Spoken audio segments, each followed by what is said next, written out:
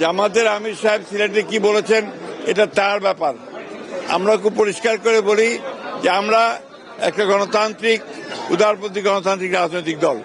দীর্ঘ সংগ্রামের মধ্য দিয়ে জনগণের ভালোবাসায় তাদের ভোট নিয়ে আমরা আজকে সংসদে 2/3 আসন লাভ করেছি, সরকার গঠন করেছি। একবার নয়, বিএনপি পাঁচবার রাষ্ট্র পরিচালনার দায়িত্বে এসেছে। সুতরাং বিএনপিকে যারা ফ্যাসিবাদ বলেন তাদের হয় জ্ঞানের অভাব আছে অথবা তাদের মাইন্ডসেটটা এভাবে তৈরি হয়েছে। বিএনপি তো একটা গণতান্ত্রিক রাজনৈতিক দল, আর জামায়াতে ইসলামের আমির সাহেব বলেছেন উনি ওনার গণতন্ত্রটা ভালো করে পড়বেন, তাহলে কি ব্যবস্থা হবে সেটা দেখা যাবে।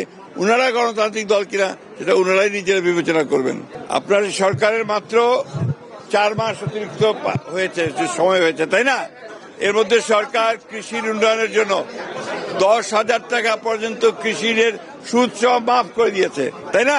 এবং কৃষির জন্য ঘোষণা করেছেন মাননীয় প্রধানমন্ত্রী যেখানে সবচেয়ে বেশি বরাদ্দ দেওয়া হবে।